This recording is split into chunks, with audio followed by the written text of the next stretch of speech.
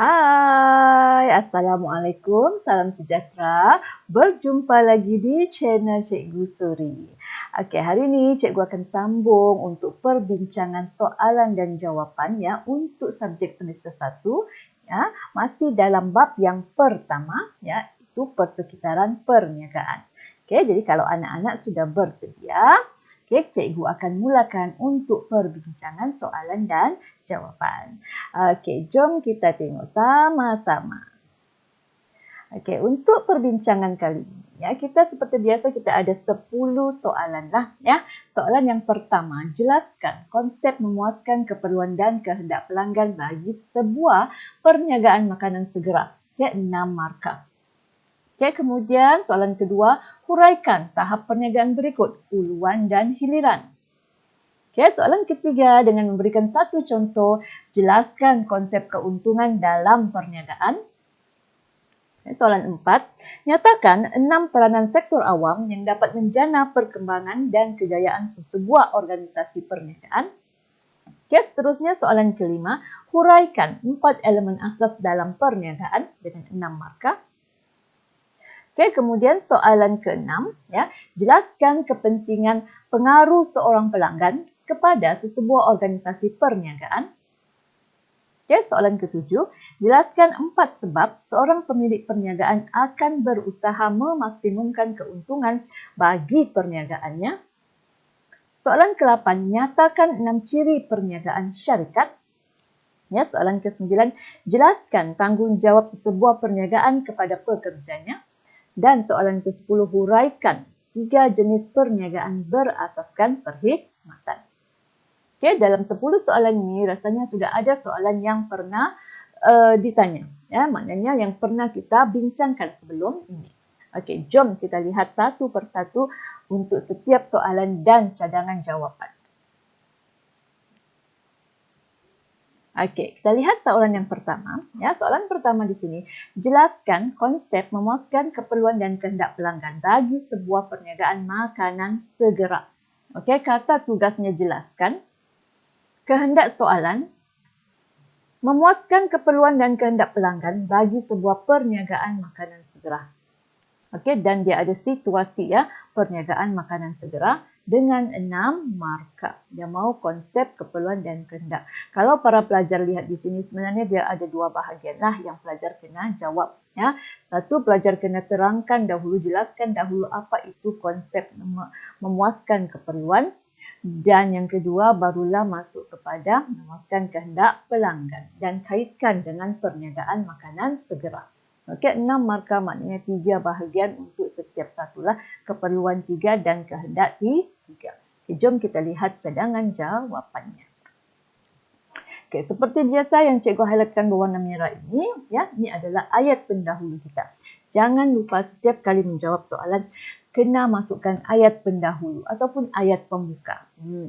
Ya, konsep memuaskan keperluan dan kehendak pelanggan bagi sebuah perniagaan makanan segera ialah, okey, untuk keperluan, ya, merujuk kepada barangan asas yang diperlukan dalam kehidupan manusia seperti makanan, pakaian, tempat tinggal dan lain-lain. Okey, bagi maksud dahulu apa itu keperluan. Okey, kemudian kaitkan, ya, terus kaitkan dengan perniagaan makanan segera. Restoran makanan segera seperti KFC, McD dan Pizza Hut menyediakan sajian asas makanan segera seperti burger ataupun ayam goreng ataupun pizza untuk pelanggan yang bekerja di pejabat untuk tempoh masa yang panjang, ya, tiada masa untuk makan kerana sibuk. Okey, ini dapat membantu pelanggan mendapat makanan yang secukupnya dalam masa yang singkat ataupun terhad. Ya, ada 2 huraian dengan satu kaitanlah kepada situasi tersebut. Ya, 3 markah. Okay, itu untuk keperluan. Okay, seterusnya kita akan lihat untuk kehendak. Okay, kehendak merujuk kepada keinginan terhadap barangan yang dapat menjamin keselesaan hidup seperti makanan yang enak, peralatan rumah dan hiburan. Ya, keinginan yang tidak terhad. Okay, contohnya kita ada makanan tapi kita mau makanan yang enak. Ya, kita ada rumah, kita ada peralatan rumah tapi kita mau lagi peralatan rumah yang lagi canggih. Okey. Restoran makanan segera seperti KFC ataupun McD dan pizza menyediakan sajian makanan segera dalam pelbagai rasa ataupun pilihan ataupun menu. Itu kaitan kepada situasi. Okay, ini bertujuan untuk memenuhi cita rasa ataupun selera pelanggan yang berlainan. Okay, jadi untuk soalan ini, kerana dia ada dua bahagian, maka para pelajar kena asingkan ya jawapan tersebut. Keperluan lain dan kehendak lain. Sebab dia dua benda yang berbeza. Ya, biasa cikgu lihat ada pelajar yang menjawab dia sekalikan jawapan itu, keperluan dan kehendak. Okey, jadi kalau kamu jawab sekali serentak begitu, maknanya kamu terus hurai keperluan dan kehendak untuk restoran makanan segera, kamu tidak akan boleh dapat 6 markah sebab jawapan kamu bercampur aduk. Jadi elakkan. Kalau ada dua aspek ditanya, asingkan jawapan tersebut. Okey, boleh ya para pelajar? Okay, seterusnya kita lihat soalan yang kedua. Okay, soalan kedua ini, huraikan tahap perniagaan berikut. Huluan dan hiliran. Okey, dia mau kamu hurai sahaja huluan itu apa, hiliran itu apa. Dengan dua markah lah, maknanya keseluruhan 4 markah. Jadi beri sahaja 2 huraian untuk jawapan soalan inilah. Ya. Tahap huluan merujuk kepada perniagaan utama ya atau teras yang dijalankan oleh sesebuah perniagaan. Melibatkan aktiviti pengeluaran berasaskan sumber semula jadi seperti galian, tanaman dan ternakan. Ataupun para pelajar boleh juga bagikan huraian tahap industri merujuk pada tahap industri yang membekalkan bahan mentah dan separa siap kepada perniagaan seterusnya. Iaitu untuk tahap huluan. Untuk tahap hiliran pula, ya, merujuk kepada tahap perniagaan yang berlaku selepas perniagaan tahap huluan. Ya, yang mana yang merujuk kepada perniagaan yang diwujudkan daripada perniagaan lain. Contohnya, okay, perniagaan yang menghasilkan tayar getah daripada susu getah dan perusahaan kilang kayu lapis, kilang arang kayu dan perabot yang wujud daripada perusahaan kayu balak. Nah, itu untuk tahap hiliran. Okey, soalan ketiga. Dengan memberikan satu contoh, jelaskan konsep keuntungan dalam perniagaan. 6 markah. Okey, untuk soalan begini, apabila dia mulakan dengan memberikan satu contoh, pelajar wajib beri contoh dahulu baru diikuti dengan penjelasan konsep untung. Okey. Konsep keuntungan dalam perniagaan dan contohnya. Okey, bagi contoh dahulu ya.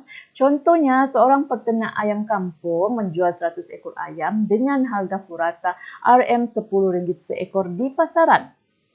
Maka jumlah hasil yang diperolehi ialah RM1,000. Ya, 100 ekor dalam dengan RM10 seekor. Jumlah kos yang ditanggung oleh pengeluar tersebut dalam penternakan ayam kampung ialah 600. Oleh itu, jumlah keuntungan yang diperolehi penternak adalah 400, iaitu RM1,000 tolak dengan RM600. Okay, untuk contoh ini kamu dapat 2 markah. Okay, kemudian barulah kamu ikuti dengan penjelasan tentang konsep keuntungan. Okay, contoh jawapannya ya. Konsep keuntungan dalam perniagaan ya. Sebuah firma ataupun organisasi perniagaan akan berusaha mendapatkan keuntungan daripada aktiviti yang dijalankan. Ya, keuntungan merupakan pulangan yang dijangka diterima oleh pengeluar ataupun usahawan yang sanggup menanggung risiko perniagaan dan berjaya mengurangkan kos pengeluarannya. Okey, untuk huraian ini kamu boleh dapat 2 markah. Okay. Keuntungan bersamaan jumlah hasil ya ditolak dengan jumlah kos. Mengikut teori permintaan, jumlah hasil diperolehi daripada hasil didarab dengan harga dengan kuantiti permintaan. Okay, tambahan huraian lah untuk kamu masukkan. Okey, sini dia bagi juga formula keuntungan. Keuntungan sama dengan jumlah hasil tolak dengan jumlah kos ataupun keuntungan sama dengan harga darab dengan kuantiti ya tolak dengan jumlah kos. Ya, maka dapatlah keuntungan. Okey. Seterusnya soalan keempat, nyatakan 6 peranan sektor awam. Peranan sektor awam yang dapat menjana perkembangan dan kejayaan sesebuah organisasi perniagaan. 6 markah. Dengan kata tugas nyatakan, ya, dia mahu kehendak soalan ini peranan sektor awam. Okey, jadi nyatakan beri sahaja 6, kamu akan dapat 6 markah. Cadangan jawapannya, 6 peranan sektor awam yang dapat menjana perkembangan dan kejayaan sesebuah organisasi perniagaan ialah, sektor awam ya, 1, dia menggubal dasar dan peraturan serta undang-undang yang dapat menggalakkan pembangunan sektor swasta. Ini 1 markah. Yang kedua, memastikan peraturan dan undang-undang dipatuhi oleh organisasi perniagaan. 1 markah. Ketiga, mengeluarkan lesen dan permit kepada organisasi supaya mereka dapat beroperasi secara sah. Keempat, menyediakan kemudahan awam untuk organisasi perniagaan dan masyarakat tempatan. Kelima, menyediakan tenaga kerja mahir dalam pelbagai bidang bagi membangunkan aktiviti perniagaan. Dan keenam, menyokong, ya, menjadi penyokong serta pendorong kepada sektor swasta. Ini antara 6 peranan sektor awam. Nyatakan sahaja. Lain kamu boleh masukkannya, menyediakan hikmat nasihat dan rundingan untuk organisasi perniagaan yang memerlukan. Soalan kelima, huraikan 4 elemen asas dalam perniagaan. Huraikan dengan 4, ya, tapi markanya 6. Jadi maknanya, agihan markanya, faktanya setengah, huraiannya kamu akan dapat 1 markah. Jadi kalau ada 4, maksudnya 1,5, 3, kamu akan dapat 6 markah lah. Ya? Cadangan jawapannya, 4 elemen asas dalam perniagaan. 1, kita ada barang dan perkhidmatan. Ya, setengah markah. Ini fakta kamu. Ini huraian kamu. Ya, barang merujuk kepada produk fizikal seperti kenderaan, makanan, pakaian dan lain-lain. Manakala perkhidmatan pula merupakan aktiviti, ya, yang membantu dan memberi faedah kepada perniagaan seperti pengangkutan, insurans dan pelancongan. Yang kedua, memuaskan keperluan dan kehendak pelanggan, setengah markah. Ya, huraiannya, keperluan merujuk kepada barangan asas yang diperlukan untuk kehidupan manusia seperti tempat tinggal, makanan, pakaian dan lain-lain. Manakala kehendak pula merujuk kepada penggunaan barang yang tidak terhad untuk keselesaan seperti hiburan, peralatan rumah dan lain-lain. Itu huraian untuk yang kedua. Kamu juga boleh masukkannya tambahan huraian lah, maknanya mana-mana satulah ya. Perniagaan perlu menawarkan barang dan perkhidmatan untuk memenuhi dan memuaskan keperluan serta kehendak pengguna. Elemen yang ketiga adalah pertukaran nilai. Pertukaran nilai merujuk kepada perpindahan barang dan perkhidmatan daripada perniagaan kepada pelanggan. Ya, proses pertukaran nilai ini memerlukan persetujuan antara penjual dengan pembeli dan dinyatakan dalam bentuk nilai tertentu. Ya, contohnya dalam bentuk wang lah. Ini huraian untuk pertukaran nilai. Seterusnya yang keempat adalah keuntungan. Ya, keuntungan merupakan matlamat utama perniagaan. Keuntungan merupakan hasil bersih daripada jualan barang dan perkhidmatan setelah ditolak semua kos yang terlibat. Dan menjadi kayu pengukur kejayaan serta ganjaran kepada sesebuah perniagaan. Jadi setiap satu fakta dengan huraian 1,5 markah dan minta 4, jadi kamu akan dapat 6 markah. Seterusnya soalan ke-6. Jelaskan kepentingan pengaruh seorang pelanggan kepada perniagaan. Kata tugasnya jelaskan. Kehendak soalannya pengaruh pelanggan kepada perniagaan dengan 4 markah. Maknanya jawapan kamu kena ada contoh. Ya, jadi huraian 3, contoh 1. Cadangan jawapan. Kepentingan perniagaan kepada sesebuah perniagaan ialah, ya, 1, keputusan pembelian pelanggan akan mempengaruhi kejayaan dan kegagalan perniagaan. Okey, perubahan cita rasa pelanggan mempengaruhi kejayaan serta kegagalan sesebuah perniagaan. Okey, huraian yang ketiga, cita rasa pelanggan yang berbeza menyebabkan mereka membuat keputusan untuk membeli barang dan perkhidmatan yang ditawarkan di pasaran.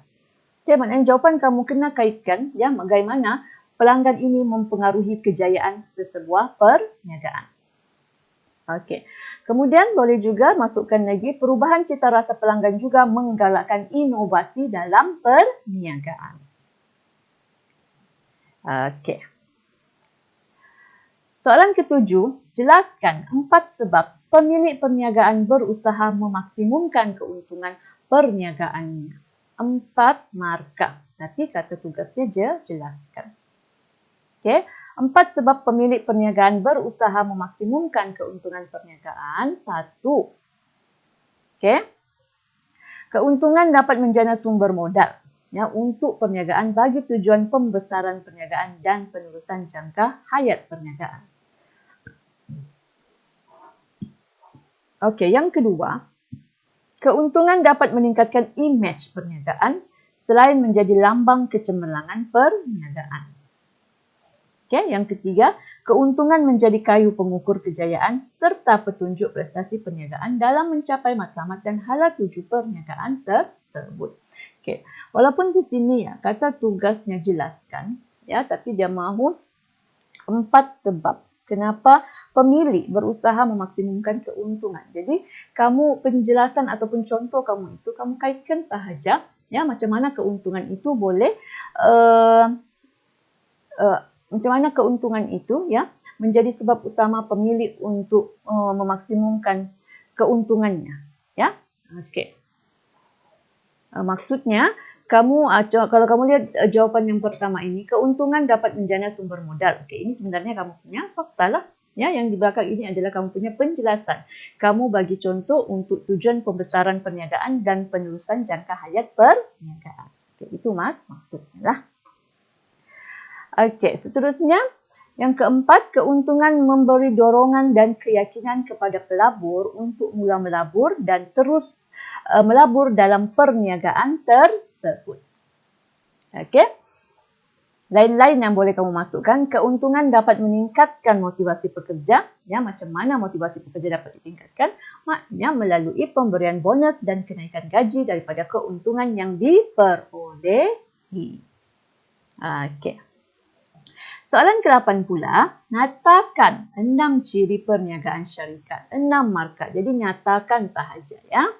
Okey, 6 ciri perniagaan syarikat ialah dikenali melalui perkataan berhad ataupun BHD lah ya pada penghujung nama syarikat. Okey, contoh ini kalau kamu tidak masukkan pun dia tidak menjadi masalah. Okey, yang kedua, tertakluk kepada undang-undang di bawah Akta Syarikat 1965. Okey, modal disumbangkan oleh pemilik perniagaan yang membuat pelaburan dan mempunyai pegangan saham dalam syarikat. Okey, kemudian yang keempat, bilangan pemegang sahamnya iaitu pemilik perniagaan harus melebihi 2 hingga 50 orang. Ya, untuk syarikat 9 berhad ataupun melebihi 2 orang dan tiada had maksimum untuk syarikat awam berhad. Okey, seterusnya, pemilik akan menanggung liability terhad atas jumlah modal yang dilaburkan sahaja. Okey, dan yang keenam, pengurusan dan kawalan syarikat diletakkan di bawah tanggungjawab lembaga pengarah yang dipilih oleh pemegang saham semasa mesyuarat agung tahunan. Ini 6 ciri syarikat lah. Ya, lain-lainnya adalah pembahagian keuntungan dan dividen kepada pemilik perniagaan bergantung kepada keuntungan syarikat. Okey. Seterusnya, ya, soalan yang ke-9. Jelaskan tanggungjawab perniagaan kepada pekerjanya. Apa tanggungjawab perniagaan kepada pekerjanya? 4 markah. Okey, cadangan jawapannya, tanggungjawab perniagaan kepada pekerja ialah 1. Okey, menyediakan suasana tempat kerja yang baik dan kondusif untuk pekerja. Okay. Yang kedua, sentiasa menjaga kebajikan pekerja. Macam mana? Dengan cara bertindak adil dan menghormati segala idea yang diberikan oleh pekerja. Okay. Yang ketiga, membayar gaji pekerja dengan secukupnya pada masa yang ditetapkan. Okay. Dan yang keempat, memberi galakan dan motivasi kepada semua pekerja agar mereka sentiasa memberi sumbangan yang terbaik kepada perniagaan. Okey, itu 4 tanggungjawab perniagaan kepada pekerjanya. Okey, dan soalan yang terakhir, huraikan 3 jenis perniagaan berasaskan perkhidmatan. Okey, 6 markah. Dia mau 3. Jadi maknanya 1 fakta, 1 huraian. Okey, 3 jenis perniagaan berasaskan perkhidmatan. Okey, 1 adalah peruncitan. Okey, perniagaan menjual barang secara langsung kepada pengguna akhir untuk kegunaan peribadi. Okey. Yang kedua, pemborongan. Okey, perniagaan menjual barang dan perkhidmatan kepada penjual untuk kegunaan perniagaan sendiri. Okey, dan yang ketiga, keuangan. Ya, perniagaan yang menyediakan pinjaman jangka pendek dan jangka panjang serta kemudahan pinjaman lain untuk pelanggan. Okey, itu antara 3 jenis perniagaan berasaskan perkhidmatan. Ya, dia ada lain lagi kan yang berasaskan perkhidmatan. Ya, dia ada banyak kan. Kalau kamu masih ingatlah, ya, kita ada profesional, ya, perniagaan yang menawarkan perkhidmatan khusus kepada individu dan organisasi, ya, yang mana memiliki kemahiran serta kepakaran dalam bidang yang diceburi, ya, contohnya peguam, dokter dan juru audit. Okay, selain itu kita ada perhotelan. Ya, perniagaan yang menawarkan perkhidmatan penginapan, makanan dan minuman serta kemudahan rekreasi atau istirahat kepada pelancong. Okay, ada lagi? Kita ada juga perkhidmatan pendidikan. Ya, perniagaan yang menawarkan perkhidmatan pendidikan kepada penuntut sepenuh masa ataupun sambilan. Okey, itu perniagaan jenis perkhidmatan. Okey. Jadi itu sahaja perkongsian cikgu untuk kali ini. Ya, kita telah bincangkan 10 soalan. Okay, jadi jumpa lagi untuk sesi perbincangan seterusnya. Teruslah melihat video-video cikgu. Okey, itu sahaja dari cikgu. Sekian dan terima kasih.